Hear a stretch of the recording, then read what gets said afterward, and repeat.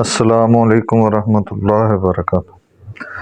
اللہم صلی علی محمد وعلی آل محمد کما صلیت علی ابراہیم وعلی آل ابراہیم انک حمید مجید۔ اللہم بارک علی محمد وعلی آل محمد کما بارکت علی ابراہیم وعلی آل ابراہیم انک حمید مجید۔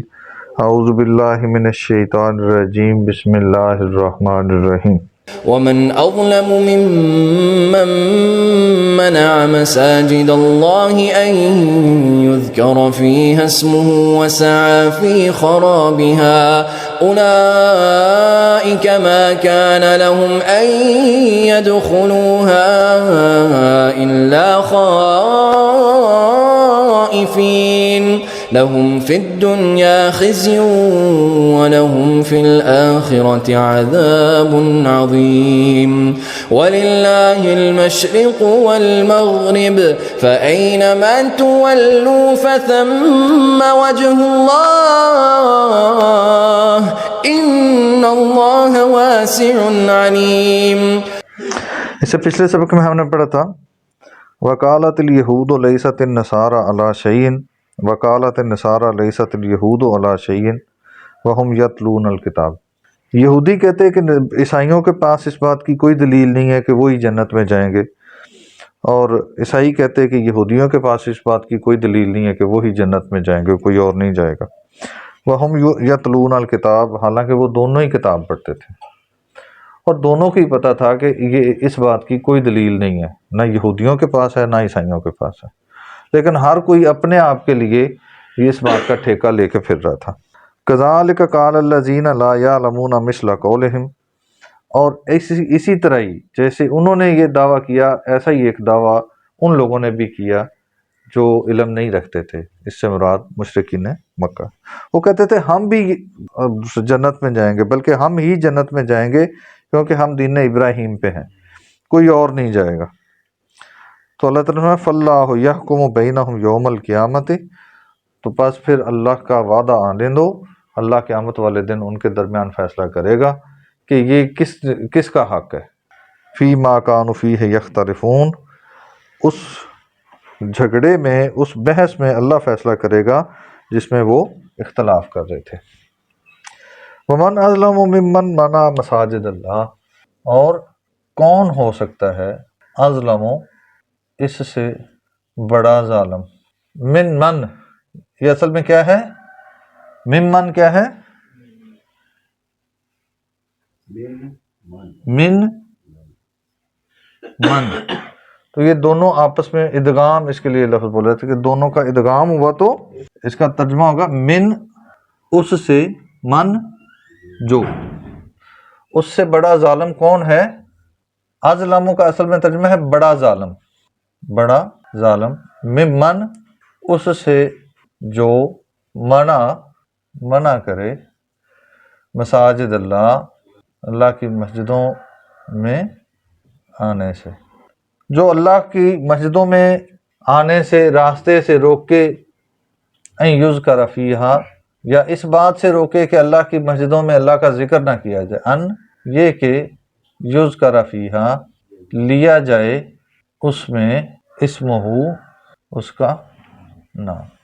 جو شخص اس بات سے روکے، اس بات کی رکاوٹ بنے کسی بھی طرح سے، فزیکلی، ایتھیکلی، وہ راستہ روکے، زبردستی روکے، یا کوئی ایسے مسائل پیدا کرے جس کی وجہ سے لوگ وہاں پہ آنا چھوڑ دیں، ایسی شیطانی حرکت کرے، کوئی ایسی وہاں پہ شرارت کر دے جس کی وجہ سے لوگ پریشان ہو جائیں اس سے اور وہ مسجد آنا چھوڑ دیں، مسجد میں آزادانہ طریقے سے اللہ کے ساتھ وہ اپنا ہم کلام نہ ہو سکیں، وہ ساری باتیں، وہ ساری حرکتیں اس میں آئیں گی۔ وَسَعَىٰ فِي خَرَابِهَا، اور کوشش کرے فی خرابہا، اس کی بربادی میں۔ مسجد کا اصل کام کیا ہے؟ اللہ کے ساتھ تعلق رکھنا، اس میں اللہ کا ذکر ہو، اللہ کے احکامات بیان ہو، اسلام کی تعلیم ہو۔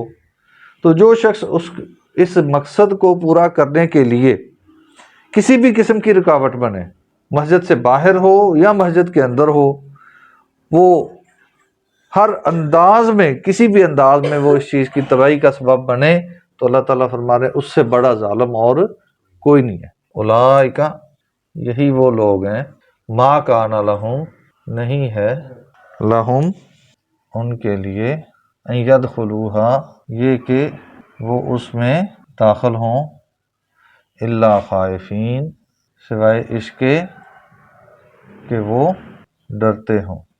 ان کے لیے بہتر یہی ہے کہ وہ اپنی ان حرکتوں سے باز آ جائیں اور اللہ سے ڈر جائیں، اللہ سے ڈرتے ہوئے مسجد میں آئیں، وہ اس طرح کی خرابیاں کرنا چھوڑ دیں، اس مسجد کے نظام کو تباہ کرنا، اس مسجد کے نظام کو برباد کرنے کی حرکتیں چھوڑ دیں، ورنہ کیا ہوگا، لہم فی الدنیا خزی، ان کے لیے دنیا میں بھی خزی، ذلت ہے، وَلَهُمْ فِي الْآخِرَةِ، اور ان کے لیے آخرت میں عذاب عظیم، بہت بڑا عذاب ہے۔